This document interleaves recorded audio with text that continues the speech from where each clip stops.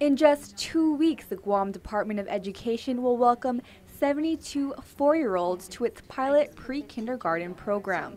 But before the big day, a series of events will help both students and parents get comfortable with the transition. Marshall Sablon Elementary pre-K teacher Pia Cruz. We have an evaluation that we do with the students. It's called a Brigance evaluation. And not only is it a time for the teacher to evaluate what the student knows at the time, but it's also an opportunity for the parent and the child to come to the school campus, to visit the school campus. That way they're familiar with the classroom that they're in. Following the evaluation, a pre-K orientation will also take place on October 9 from 8:30 to 10:30 a.m. The orientation will provide parents packets including school supplies, student information, bus schedules, and more.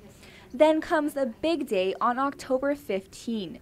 Finnegodson Elementary pre-K teacher Tina Williams says students will have a full schedule, including 4 instructional blocks. Two of the main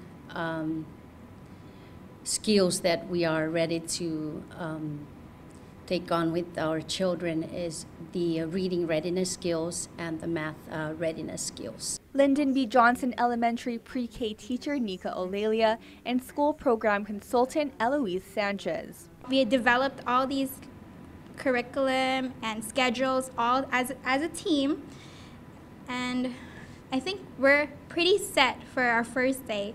The resolution for the pilot preschool started back in September 2014, and since within the last year, there's been a lot of planning that's ongoing. And the 4 areas that we wanted to really talk a little bit about is the curriculum development, the program development, the resource development, and also the infrastructure. Teachers will use the early childhood guidelines and the early childhood education practices and principles to guide the program. Meanwhile, full access to resources and permanent infrastructure should be completed by late fall. Reporting for Guam's News Network, I'm Isa Baza.